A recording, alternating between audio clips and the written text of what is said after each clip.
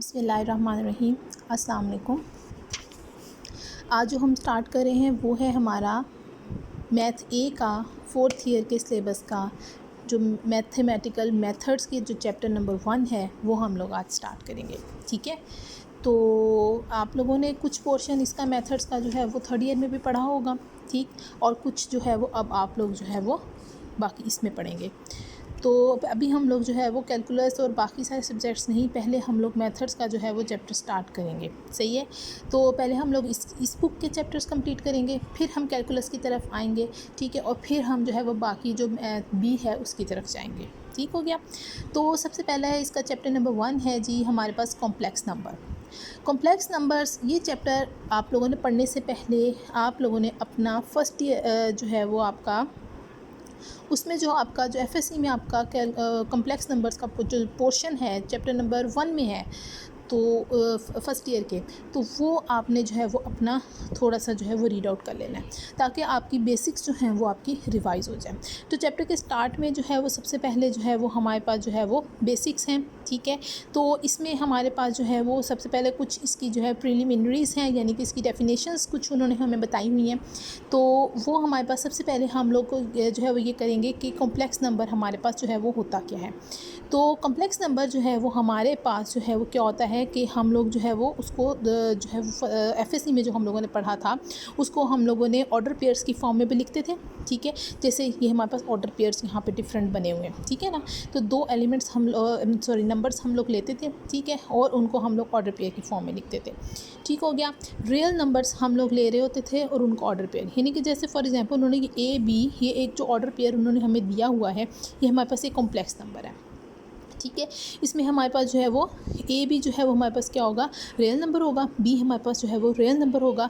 ठीक है, लेकिन जब हम इसको पढ़ते हैं तो हम लोग ये कहते हैं कि ये जो ए वाला पार्ट है इसको जो है वो हम लोग जो है वो रियल पार्ट बोलते हैं, और जो बी वाला पार्ट है उसको हम लोग इमेजिनरी पार्ट बोलते हैं। ठीक, तो सबसे पहले हम लोग इसकी डेफिनेशन पढ़ लेते हैं कि complex number is defined as the order pair of real numbers with addition and multiplication obeying the following laws, कि ये वाले लॉ जो हैं वो हमारे पास जो है वो इसमें आने चाहिए। ठीक है, अब ये जो R क्रॉस R उन्होंने हमें कहा है कि फॉर ऑल ऑर्डर पेयर्स, ये जो उन्होंने दो ऑर्डर पेयर यूज़ किए ना, सारे पता दो कॉम्प्लेक्स नंबर होंगे, तो हम लोग एडिशन या फिर मल्टीप्लिकेशन कर पाएंगे। तो इसलिए उन्होंने यहाँ पे 2 लिए हैं, इसलिए उन्होंने यहाँ पे R क्रॉस R लिया है कि ये पहला भी रियल नंबर के सेट में से है और दूसरा भी रियल नंबर के सेट में से। ठीक हो गया। तो नंबर 1 जो है वो हमारे पास इसमें प्रॉपर्टी ये होती है कि एडिशन होना चाहिए, यानी कि हम लोग 2 कॉम्प्लेक्स नंबर्स को ऐड करते हैं किस तरह से कि रियल पार्ट के अंदर ऐड हो जाता है, जैसे कि A+C लिखा हुआ है, और इमेजिनरी पार्ट के अंदर ऐड हो जाता है। ठीक है, मल्टीप्लिकेशन है उसका हमारे पास एक प्रॉपर फार्मूला है। ठीक है, वो हम लोगों ने पहले एफएससी में पढ़ा है कि ये ए बी एक कम्प्लेक्स नंबर है और एक सी डी कम्प्लेक्स नंबर है, और बीच में डॉट लगाकर उन्होंने जो है वो यहाँ पर मल्टीप्लिकेशन को शो किया हुआ है। तो इसमें सबसे पहले हम लोग क्या करते हैं कि पहले वाले के रियल पार्ट को इसके दूसरे वाले के रियल पार्ट के साथ मल्टीप्लाई कर देते हैं, फिर माइनस का साइन लगाते हैं। ठीक है, फिर उसके बाद क्या करते हैं, कॉम्प्लेक्स पार्ट को कॉम्प्लेक्स पार्ट के अंदर या इमेजिनरी पार्ट को इमेजिनरी पार्ट के अंदर जो है वो मल्टीप्लाई कर देते हैं। ठीक है, ये हमारे पास एक पूरा एक, फिर इसको माइनस करके जो भी आंसर आता है वो हम लिख लेते हैं। ठीक हो गया। नेक्स्ट में फिर हम लोग नेक्स्ट क्या करते हैं, कोमा लगाते हैं। फिर हम क्या करते हैं कि कॉर्नर्स वाले को कि इसका रियल पार्ट और इसका इमेजिनरी पार्ट उसको मल्टीप्लाई कर दो, प्लस इसका इमेजिनरी पार्ट और इसका रियल पार्ट उसको जो है वो आप मल्टीप्लाई कर दो, उनको ऐड करके जो जवाब आएगा वो हमारे पास। अब ये मल्टीप्लिकेशन का जो जवाब है इसमें ये पूरा पोर्शन जो बनेगा माइनस करके जो भी जवाब आएगा वो उसका रियल पार्ट बनाएगा, और ये वाला जो है इसका क्या बनेगा, कॉम्प्लेक्स पार्ट बनेगा। ठीक हो गया। नेक्स्ट 3rd प्रॉपर्टी है इक्वालिटी।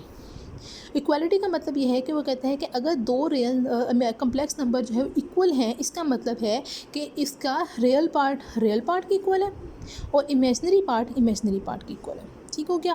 उसके बाद नेक्स्ट जो है वो अब हम लोग एओटा वाली एक्सप्रेशन की तरफ आते हैं कि हम लोग नॉर्मली जो यूज़ करते हैं ज़्यादातर लोग वो एओटा वाली फॉर्म यूज़ करते हैं कि complex number can also be defined by an expression of the form A+B iota, जहाँ पे A B जो है वो हमारे पास रियल नंबर्स हैं और आयोटा जो है वो हमारे पास जो है वो क्या होता है, स्क्वायर रूट -1 के इक्वल होता है। ठीक हो गया। फिर हम लोगों जो है वो Z एक नंबर हम लोग किसी भी कम्प्लेक्स नंबर को जो है वो शो करने के लिए यूजुअली जो है वो z का जो है वो यूज़ करते हैं। जैसे एफएससी में हम लोगों ने पढ़ा था, उसमें हमारे पास ये था कि z1 z2 z3 z4 ये हम लोग डिफरेंट कम्प्लेक्स नंबर्स को शो करने के लिए जो है वो यूज़ करते थे। ठीक हो गया। तो अब हमारा कहता है कि if z is equal to a plus B iota is a complex number, तो a जो है वही बात जो मैं पहले बता चुकी हूँ कि वो उसका रियल पार्ट कहलाता है। ठीक है, और उसको हम रियल ऑफ z यूँ लिख देते हैं। ठीक है, और सेकंड जो है वो हमारा b जो है वो हमारे पास इमेजिनरी पार्ट कहलाता है उस कम्प्लेक्स नंबर का। ठीक है, और उसको हम इमेजिनरी ऑफ z जो है वो हम उसको जो है वो b को शो करते हैं। ठीक हो गया। तो ये हमारे पास जो है वो रियल और इमेजिनरी पार्ट जो है, तो ये हमारी जो है वो प्रॉपर एक डेफिनेशन थी।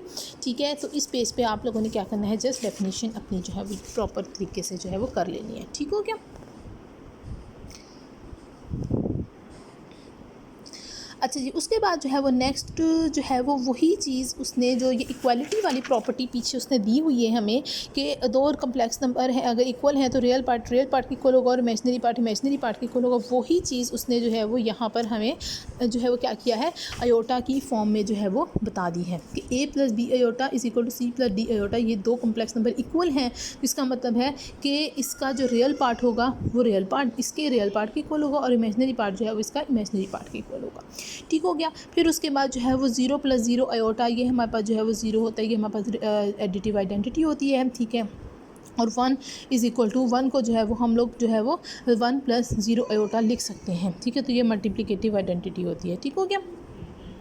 z जो है वो हमारे पास a प्लस बी आयोटा होता है, तो अगर हम माइनस z लेना चाहेंगे तो हम क्या करेंगे, उस नंबर को उस पूरी चीज़ को हम माइनस के साथ मल्टीप्लाई कर देंगे और वो उसका एडिटिव इन्वर्स बन जाता है, यानी कि a को भी माइनस के साथ और b को भी माइनस के साथ मल्टीप्लाई कर दिया। ठीक हो गया। सिमिलरली हम लोग मल्टीप्लिकेटिव इन्वर्स की तरफ आ जाते हैं। मल्टीप्लिकेटिव इन्वर्स को हम लोग 1 ओवर z या z के ऊपर जो है वो छोटा सा -1 जो है वो हम डाल देते हैं, जिसको z इन्वर्स का नाम दिया जाता है।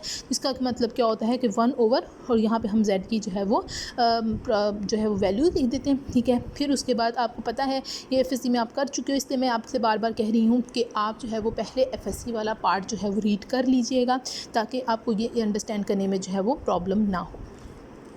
तो 1 प्लस बी आयोटा जो है वो तो मल्टीप्लाई करेंगे हम उसके कॉन्जुगेट के साथ। कॉन्जुगेट में क्या होता है कि कम्प्लेक्स पार्ट का जो भी साइन होता है वो प्लस का हो या माइनस का हो, हम उसको चेंज कर देते हैं। अगर वो प्लस का होगा तो हम माइनस कर देते हैं, अगर माइनस का होगा तो हम यहाँ पे प्लस कर देंगे। ठीक हो गया।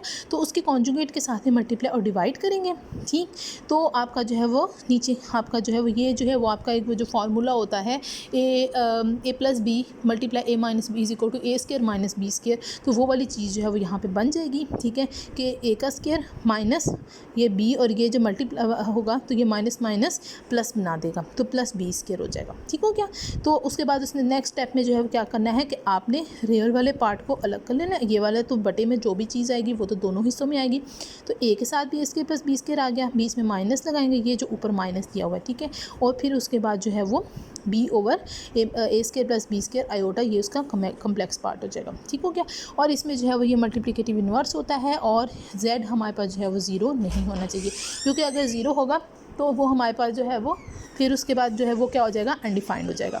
ठीक हो गया।